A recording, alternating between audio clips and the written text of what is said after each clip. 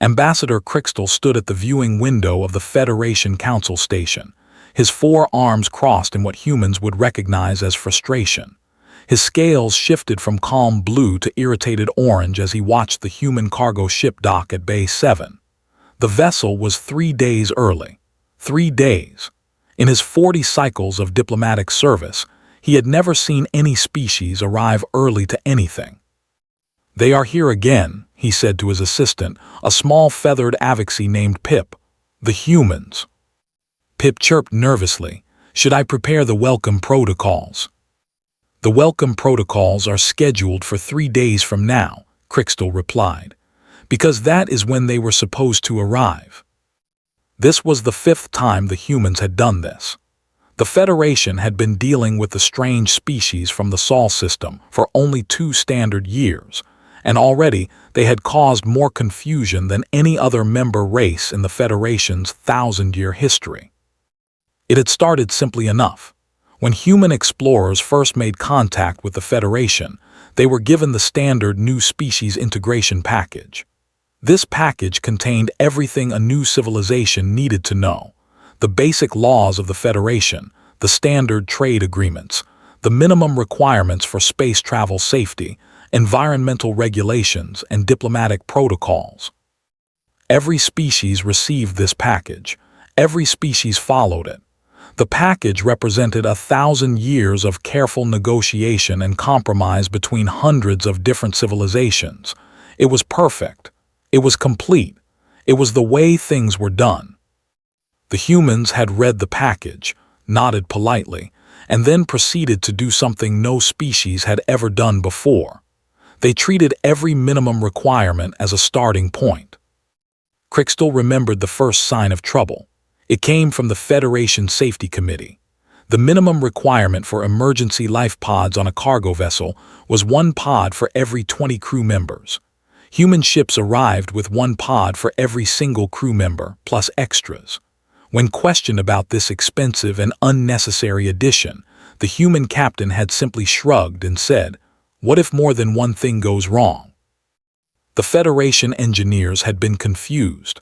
The minimum requirements were calculated based on thousands of years of data. They accounted for every reasonable scenario, but the humans did not seem to care about reasonable scenarios. They prepared for unreasonable ones. Then came the issue of food supplies. Federation regulations required ships to carry enough food for their journey plus 10% extra for emergencies. Human ships carried enough food for 3 times their journey length. They also carried seeds, growing equipment, and fishing supplies, even when their route took them nowhere near any planet with water. "It's just in case," the humans would say, "always just in case." Crystal walked down to the docking bay to meet the early arrivals. The human ship, named the Better Safe Than Sorry, was already opening its cargo doors. A human woman with dark skin and short gray hair stepped out to greet him. Her name was Captain Sarah Chen, and Crystal had dealt with her before. "Ambassador Crystal," she said with a smile, "good to see you again." "Captain Chen, you are early." "Traffic was light," she said, "and we upgraded our engines last month. Figured we might as well push them a bit." The delivery schedule was set for 3 days from now. "Right, well, we can wait if you need us to. But we've got the medical supplies you ordered, plus some extra antibiotics we thought you might want. Also brought along 2 water purification units. I heard the Nexil colony was having trouble with their filtration systems." Crystal's scales flickered. The Nexil colony did not order water purification units. "No, but they need them, right? We had 2 spare units in our warehouse back on Earth. Seemed like the neighborly thing to do." This was another human trait that baffled the Federation. They did things without being asked. They noticed problems and tried to fix them, even when those problems belonged to other species. The Galactic Trade Agreement clearly stated that goods were to be exchanged based on formal requests and proper compensation. The humans followed this rule, technically, but they also gave away things for free when they thought someone needed help. The Federation Council had spent 6 months trying to decide if free gifts violated trade regulations. They eventually ruled that gifts were acceptable as long as they were not being used to gain unfair political advantage. The humans had seemed genuinely confused by the ruling. They gave gifts because they wanted to help, not because they wanted power. "I will inform the Nexil colony of your generosity," Crystal said carefully. "Great. Oh, and one more thing." Captain Chen reached into her jacket and pulled out a small data chip. "This is a full scan of the drift sector. We passed through it on our way here and noticed your navigation charts were a bit outdated. Found 3 new asteroid formations and what looks like a small moon that wasn't on any maps. Figured your science division might want the data." "You scanned an entire sector during a cargo run." "We had the equipment. Seemed wasteful not to use it." This was the part that truly worried Crystal. The humans did not just meet minimum standards. They did not just exceed them slightly. They exceeded them dramatically, almost aggressively, and they did it constantly in every area without apparent effort. The Federation minimum requirement for sensor equipment on a cargo ship was basic navigation and hazard detection. Human cargo ships carried scientific scanning arrays that rivaled Federation research vessels. When asked why, they said things like, "You never know what you might find," or "better to have it and not need it." Accepted the data chip and watched as the human crew began unloading cargo. They moved with efficiency and energy that seemed almost unnatural. Federation standard required cargo crews to take rest breaks every 4 hours. The humans took breaks whenever they wanted, which meant sometimes they worked for 8 hours straight, and sometimes they stopped after 20 minutes for what they called a coffee break. Their entire approach to work was confusing. They had rules, but the rules were flexible. They had standards, but the standards were just guidelines. They followed Federation regulations perfectly, but then they added their own regulations on top, and their own regulations were always stricter. Back in his office, Crystal composed a message to the Federation Council. This was becoming a pattern, and the Council needed to understand what they were dealing with. "The humans continue to exceed all expectations," he wrote. "I recommend a full review of their activities within Federation space, not because they are violating any rules, but because their behavior suggests a fundamental misunderstanding of how the Federation operates. They appear to believe that our standards are minimum requirements rather than optimal solutions. They treat every rule as a floor rather than a ceiling. This may seem harmless, but I believe it represents a significant cultural difference that could have far-reaching consequences." He sent the message and turned back to his window.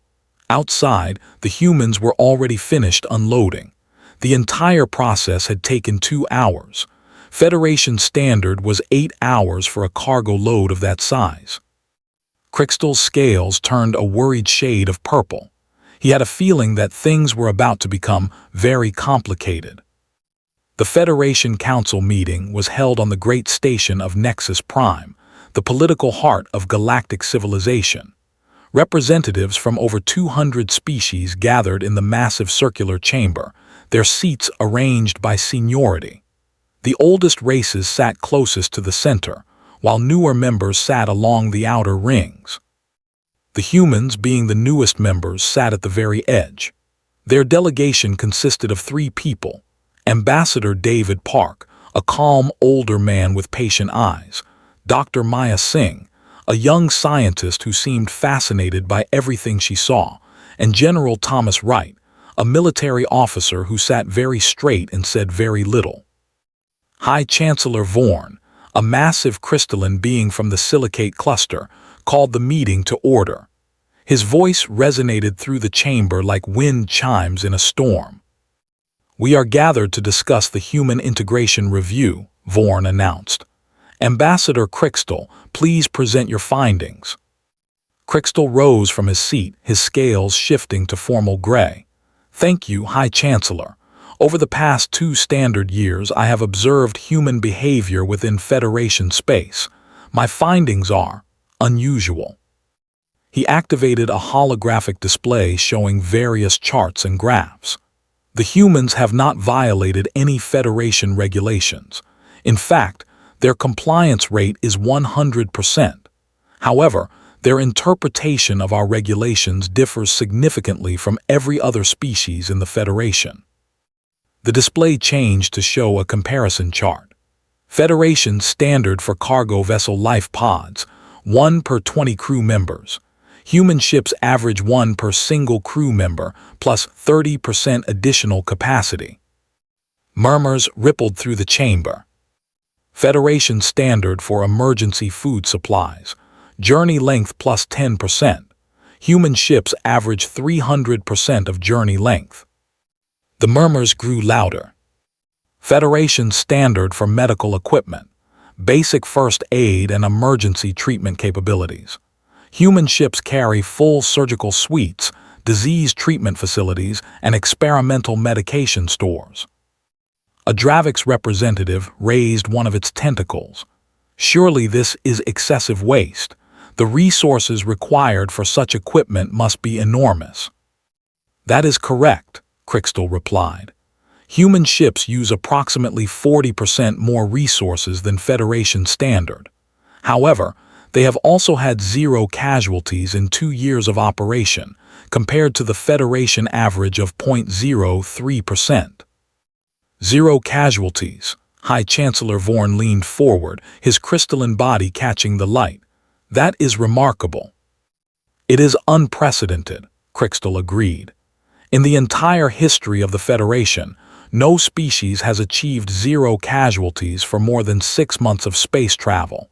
The humans have maintained this record for 24 months. Ambassador Park raised his hand politely. May I speak? Vorn nodded. You may. Park stood, straightening his formal jacket. I appreciate the thorough review, Ambassador Crystal.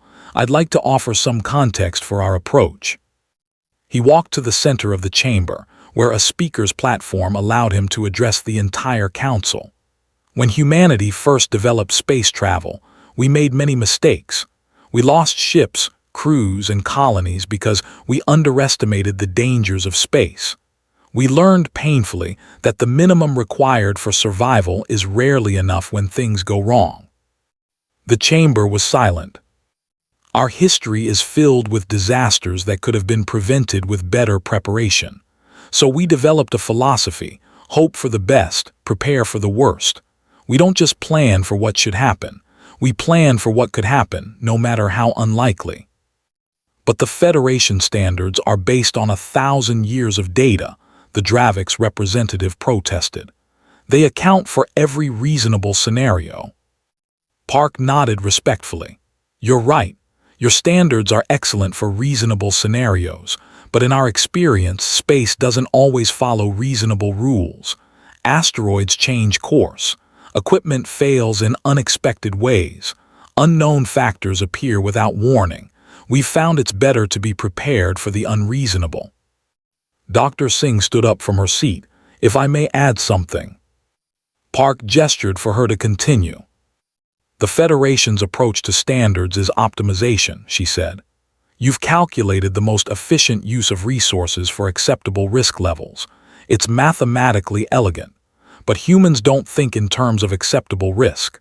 We think in terms of preventable loss. If there's a way to prevent even one death, even one accident, we want to find it, even if it costs more, even if it seems unnecessary. This is inefficient, a Vorlon delegate observed. Resources are limited. Every ship that carries excess supplies is a ship that cannot carry additional trade goods. You're right, Park admitted. Our approach is less efficient in terms of resource utilization, but it's more efficient in terms of crew survival. To us, that trade-off is obvious. People matter more than cargo. Crystal stepped forward. This brings me to my central concern. The humans are not wrong in their approach. It is simply different, fundamentally different from how the Federation has operated for 1,000 years. If they continue to exceed our standards in every area, what happens when other species begin to notice? What happens when citizens of other worlds ask why human ships are safer, why human colonies have better equipment, why human aid arrives faster? The chamber fell into uncomfortable silence. This was the real issue. It wasn't that the humans were doing anything wrong. It was that they were making everyone else look bad. High Chancellor Vorn raised one crystalline appendage. Ambassador Park, is humanity willing to adopt Federation standard practices? Park considered the question carefully. With respect, High Chancellor, no. We cannot in good conscience reduce our safety measures when we know our current practices save lives. However, we would be happy to share our methods with any species interested in improving their own standards. You would share your technology, your training protocols. Freely, Park said. We believe safety shouldn't be a competitive advantage. Everyone deserves the same level of protection. This caused an even bigger stir. In Federation history, species shared technology through formal trade agreements. They negotiated, bargained, and exchanged. They did not simply give away their advantages. What do you want in return? The Dravix delegate demanded. Park looked genuinely puzzled. Nothing, we just want people to be safer. The council session dissolved into chaos. Representatives argued among themselves, trying to understand what the humans could possibly be planning. No species gave away advantages without expecting something in return. There had to be a catch. But as Crystal watched Ambassador Park calmly return to his seat, he began to wonder if maybe, just maybe, there wasn't a catch at all. Maybe the humans really were exactly what they appeared to be, a species that had suffered enough to value prevention over efficiency, and generous enough to want others to benefit from their hard-learned lessons. It was, he thought, either very admirable or very dangerous, possibly both. 3 months after the council meeting, the first real test of human standards came unexpectedly. A massive solar flare erupted from the star Kelix 7, sending a wave of radiation toward the mining colony on its 4th planet. The colony housed 12,000 workers from 6 different Federation species. Federation emergency protocols activated immediately. Evacuation ships were dispatched from 3 nearby systems. Medical teams were placed on standby. Communication networks prioritized emergency channels. Everything worked exactly as designed. The radiation wave was scheduled to reach the colony in 72 hours. Federation evacuation procedures required 48 hours to relocate a colony of that size. This gave them a 24-hour safety margin, which was well within acceptable parameters. Then the human ship, never too careful, arrived. Captain James O'Brien was a stocky man with red hair and a reputation for being prepared for everything. His ship had been conducting routine trade runs in a nearby sector when he picked up the emergency broadcast. "How can we help?" he asked, appearing on the Federation emergency response communication screen. Coordinator Nexil, a tall insectoid being, clicked her mandibles in surprise. "Captain O'Brien, this situation is under control. Standard evacuation procedures are in effect." "I understand that, but we've got extra capacity, and I noticed your evacuation timeline is cutting it close. What if something goes wrong?" "Our procedures account for potential complications. We have a 24-hour safety margin." 24 hours isn't much margin for 12,000 people, O'Brien said. "What if one of your evacuation ships has engine trouble? What if there's an asteroid in the evacuation route? What if the flare intensifies faster than predicted?" Coordinator Nexil hesitated. These scenarios were possible but unlikely. Federation calculations placed the combined probability of such complications at less than 2%. Acceptable risk. "Captain, while we appreciate your concern, your assistance is not required. Please continue your scheduled activities." O'Brien frowned but nodded. "Understood. We'll stay in the area just in case. Never too careful out." 20 hours into the evacuation, an asteroid fragment struck one of the Federation evacuation ships. The ship's shields held, but the impact damaged its primary engines. It could only travel at half speed. Suddenly, the 24-hour safety margin dropped to 6 hours. Coordinator Nexil was recalculating options when her screen lit up again. "This is Captain O'Brien. We detected the collision. We're en route to assist." "Captain, the situation is currently not under control. You've got 3,000 people on a damaged ship that won't make it to the safe zone in time. We're going to help, Coordinator. That's not a request." The never too careful arrived at the damaged ship within 4 hours. While Federation engineers scrambled to repair the engines, Captain O'Brien implemented what he called Plan B. "We can't fix your engines fast enough," he told the damaged ship's captain. "But we can transfer passengers to our ship. We've got extra life support capacity, extra food, extra everything. We can take 1,000 people easily." 1,000? The Federation captain was stunned. "Your ship is rated for a crew of 50. "Rated for a crew of 50, O'Brien agreed. "But equipped to handle a lot more in emergencies. That's kind of our whole thing." The transfer operation began immediately. Human crew members worked alongside Federation personnel, moving passengers through emergency airlocks with practiced efficiency. They had done this drill before, many times, even though they had never actually needed to. Coordinator Nexil watched the operation in amazement. The humans had protocols for everything. They had trained for scenarios that the Federation had never considered. They moved with confidence and speed, as if rescuing thousands of stranded passengers was something they did every day. By the time the radiation wave arrived, everyone was safely out of range. The damaged ship had been repaired enough to limp to safety, and the 1,000 passengers aboard the never too careful were uncomfortable but alive. In his after-action report, Captain O'Brien wrote, "Standard Federation procedures would have resulted in acceptable outcome with 98% probability. However, the 2% failure scenario would have resulted in significant loss of life. Our additional preparations allowed us to handle the 2% scenario when it occurred. Recommend Federation review of emergency margins." The report circulated through the Federation Council. For the first time, many representatives began to understand what the humans meant by minimum versus maximum effort. Ambassador Crystal read the report in his office, his scales shifting through several colors before settling on thoughtful blue. The humans had been right. The unlikely scenario had happened, and their excessive preparations had saved lives. He thought about all the times he had considered human behavior wasteful, all the extra supplies, the redundant systems, the backup plans for backup plans. He had viewed it as inefficiency, as a failure to optimize. Now he wondered if he had been measuring the wrong things. Efficiency was important, but efficiency in what? The Federation had optimized for resource utilization. The humans had optimized for survival. Both approaches were logical.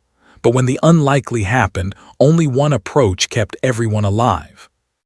Crystal began composing a new message to the Federation Council. This time, his recommendation was different. 1 year after the Kellex 7 incident, the Federation formed a new committee, the Standards Review Board. Its mission was to examine all existing Federation regulations and consider whether minimums should be raised. Human advisors were invited to participate. The process was slow and often frustrating. 1,000 years of established procedure did not change easily. Many species resisted the idea that their tried-and-tested methods might be inadequate. Others worried about the increased costs of higher standards. But change came gradually. The first new regulations involved life pods.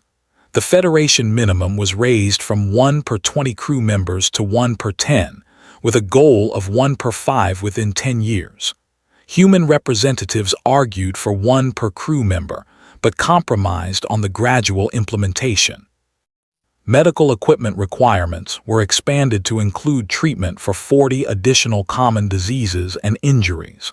Emergency food supplies were increased from 10% extra to 50%. Communication systems were upgraded to include backup methods in case primary systems failed. Each change was small. Each change was debated extensively. But each change was a step toward the human philosophy of preparing for the worst while hoping for the best. Ambassador Park worked tirelessly to explain human thinking to skeptical Federation members. He told them about Earth's history of disasters, ships sinking because they didn't have enough lifeboats, buildings collapsing because they weren't built to handle earthquakes, colonies failing because they weren't prepared for unexpected problems. "We learned these lessons the hard way," he said in speech after speech. "We're not trying to criticize your methods. We're trying to share what we've learned. Nobody should have to learn these lessons through tragedy if they can learn them through information instead." Not everyone was convinced. Some species accused the humans of trying to force their culture on the Federation. Others suspected hidden motives, secret plans for dominance or control. A few openly called for human expulsion from the Federation. But results spoke louder than arguments. Federation accident rates began to decline. Rescue operations became more successful. Fewer lives were lost to preventable disasters. Crystal, now promoted to senior ambassador, watched these changes with a mixture of pride and unease. The humans had been right about many things. Their approach was saving lives. But they had also fundamentally disrupted 1,000 years of careful balance. The Federation had always operated on consensus and compromise. Every regulation was the result of long negotiation between species with different needs and capabilities. The humans had arrived and simply started doing things better, without waiting for consensus, without asking permission. It was admirable. It was also, in its own way, a form of cultural disruption. The humans were changing the Federation not through force or politics, but through example. They were showing everyone a different way of doing things, and once that way was seen, it couldn't be unseen. "Are you worried?" Pip asked one evening, watching Crystal stare out his window at the stars. "I am uncertain," Crystal replied. "The humans mean well, I believe that now. They genuinely want to help, but their help comes with a cost. We are becoming more like them. Our standards are rising. Our expectations are changing. Our definition of acceptable is shifting." "Is that bad?" Considered the question. "I do not know. Change is not inherently bad or good. It simply is. The Federation has survived 1,000 years by maintaining stability. The humans are disrupting that stability. Whether the result will be better or worse, only time will tell." Outside, a human ship passed by the station. Its hull was covered in additional sensor arrays, emergency beacons, and backup systems. It was over-equipped by any rational standard. But it was also, Crystal had to admit, exactly the kind of ship he would want to be on if something went wrong. 5 years after first contact, the collective arrived. Nobody knew where they came from. Nobody knew what they wanted. Their ship simply appeared at the edge of Federation space, massive and dark and utterly foreign. They did not respond to communication attempts. They did not follow any known navigation patterns. They simply advanced, slowly and relentlessly, toward the heart of Federation territory. The Federation Council convened in emergency session. High Chancellor Vorn, his crystalline form flickering with stress, addressed the assembled representatives. "Our scouts report that the collective has destroyed 14 outpost stations along their path. There were no survivors. There were no negotiations. They simply eliminated everything in their way." The chamber was filled with fear. 1,000 years of peace had not prepared the Federation for war. They had defensive fleets, but those fleets were designed to handle pirates and occasional territorial disputes. They were not designed to face an unknown enemy of unknown strength. General Thomas Wright, the human military officer who had sat silently through so many council meetings, finally stood to speak. "High Chancellor, with your permission, I would like to present a human proposal." Vorn nodded. At this point, he was willing to hear any idea. Wright walked to the speaker's platform. His voice was calm and professional, betraying none of the tension he must have felt. For the past 5 years, the human military has been conducting worst-case scenario planning. We identified early on that the Federation's peace was unusual by galactic standards, and that such peace might not last forever. We have been preparing for this possibility. Murmurs rippled through the chamber. Preparing for war during peacetime. This was not the Federation way. We have designs for upgraded defensive systems that can be manufactured quickly. We have training programs for emergency military operations. We have contingency plans for evacuation of civilian populations from combat zones. We have also been stockpiling materials that could be useful in a prolonged conflict. "You have been preparing for war," Vorn said slowly, without informing the council. "We have been preparing for the worst while hoping for the best," Wright corrected. "Our philosophy. We did not want to alarm anyone. We hoped we would never need to use these preparations. But we also knew that if the worst happened, we needed to be ready." Crystal found himself thinking about all the times humans had seemed paranoid. The extra life pods, the excess food supplies, the backup systems for backup systems. It had all seemed so unnecessary, so wasteful. Now, facing an unknown enemy, those human habits suddenly looked very different. "What do you propose?" Vorn asked. "A combined defense effort. Human military advisors working with Federation forces to implement rapid upgrades. Our ships are already equipped beyond standard specifications. We can serve as the first line of defense while other species prepare. We also recommend immediate evacuation of all civilian populations from the projected collective path." "Evacuation will cause panic," a Dravix delegate protested. "Staying will cause death," Wright replied flatly. "Panic can be managed, death is permanent." The council debated for hours. Some species wanted to attempt further communication with the collective. Others wanted to surrender and hope for mercy. Many were simply paralyzed with fear. But in the end, they had no better options. The human proposal was approved.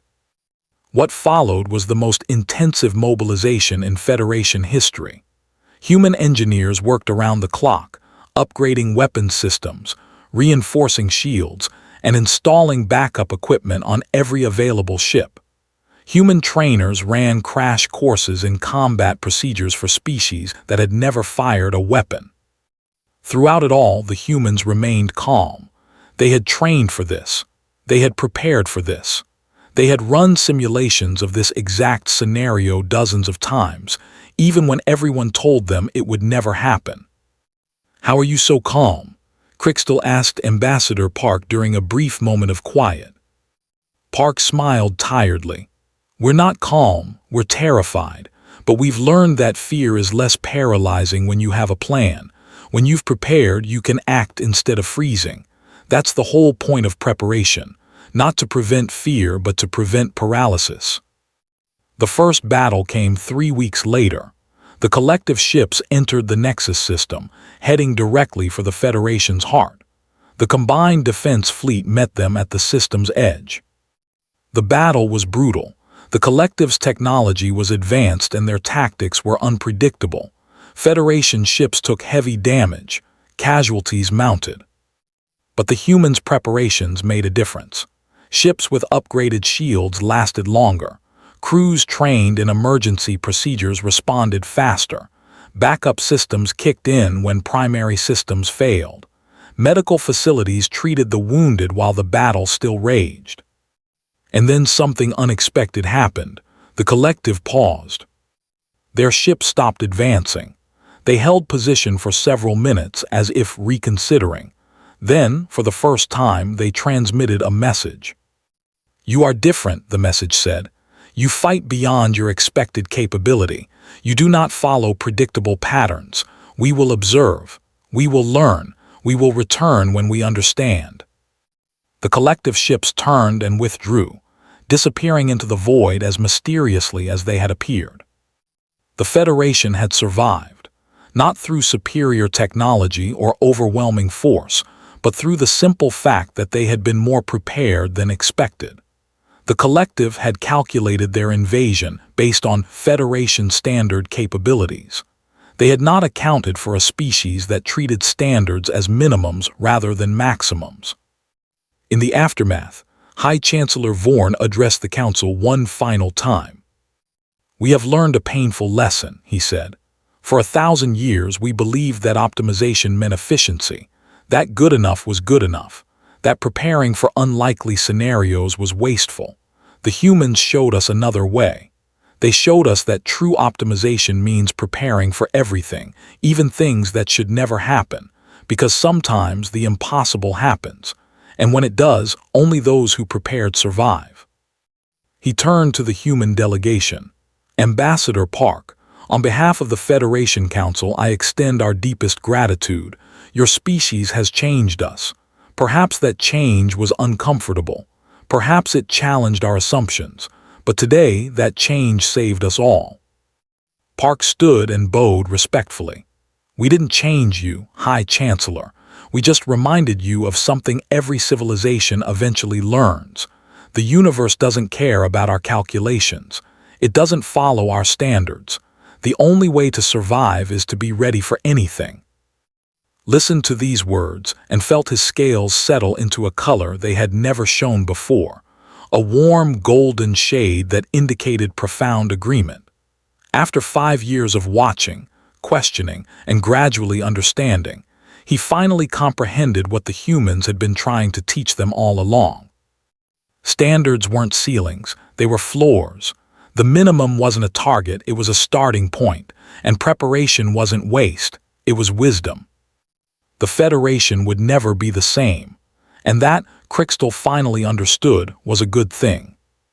10 years after first contact, the galaxy had transformed. The human philosophy of maximum preparation had spread throughout Federation space. Ships carried extra supplies as standard. Colonies maintained emergency resources. Training programs taught citizens how to respond to unlikely scenarios. The concept of acceptable risk had been replaced by preventable risk. But more than policies had changed. Attitudes had shifted. Species that had once viewed preparation as paranoia now saw it as responsibility. The idea of just in case had entered 100 different languages. Ambassador Crystal, now one of the most senior diplomats in the Federation, sat with Ambassador Park on the observation deck of Nexus Prime. They watched ships pass by, all of them over-equipped by the old standards, perfectly equipped by the new ones. "Do you remember when you first arrived?" Crystal asked. "When everything you did seemed strange and excessive?" Park laughed. "I remember being very confused about why everyone thought our lifeboats were unnecessary. We thought you were wasteful, paranoid, unable to optimize. And now," Crystal's scales shifted to the warm gold of agreement. "Now I understand that you were optimizing for something different. We optimized for efficiency. You optimized for survival. Both are valid approaches. But yours accounts for the unexpected. Ours assumed the expected would always happen." Park nodded thoughtfully. "I think both approaches have value. We've actually learned a lot from the Federation too. Your methods taught us that some efficiencies don't compromise safety. We've become more streamlined in areas where over-preparation really was waste. It's been a good exchange." This was true. The cultural exchange had gone both ways. Humans had adopted some Federation practices that genuinely were better. They had learned that not every situation required maximum effort, that some problems really did have optimal solutions that didn't need to be exceeded. The two species had balanced each other. The Federation had gained human caution. Humanity had gained Federation wisdom. The result was something better than either had been alone. "The collective has not returned," Crystal observed. "No, but they said they would, when they understand us." "Does that worry you?" Park considered the question. "It motivates us. We don't know what they're planning, we don't know when they'll come back, so we prepare, we train, we improve. Every day we get a little more ready for whatever comes next. And if they never return, then we'll have wasted a lot of effort preparing for nothing," Park smiled. "But we'll also be ready for anything else that might happen. That's the thing about preparation. It's never really wasted. Even if the specific thing you prepared for never happens, the capability you built can be used for other challenges." Thought about this. It was such a simple idea, really. Build capability beyond immediate need. Prepare beyond current requirements. Plan beyond present circumstances. Somehow, it had taken the Federation 1,000 years to learn what the humans had known all along. Or perhaps not known exactly. Perhaps learned through terrible experience, through disasters and losses and failures. The humans had earned their philosophy through suffering. They prepared because they had lived through what happened when preparation failed. "We are grateful," Crystal said simply, "for everything you have taught us." "And we're grateful for everything you've taught us," Park replied. "For the peace you maintained, for the civilization you built, for accepting us even when we confused you. You still confuse us sometimes." Park laughed. "Good. A little confusion keeps things interesting." Below them, on the station's main dock, a new human ship was arriving. It was sleek and modern, incorporating the best of both human and Federation design. It carried everything it needed and everything it might need. It was prepared for success and prepared for failure. It was ready for the expected and the unexpected. Its name, painted on the hull in large letters, was Hope for the Best. And somewhere in its cargo hold, Crystal knew, there were backup supplies labeled Prepare for the Worst. Some things, he thought with warm affection, would never change. And that was perfectly fine. The Federation had learned that minimum standards were just the beginning, that maximum effort wasn't waste, it was insurance, that preparation wasn't paranoia, it was wisdom, that the best way to handle the unexpected was to expect it. They had learned, in short, to be a little more human. And the galaxy was better for it.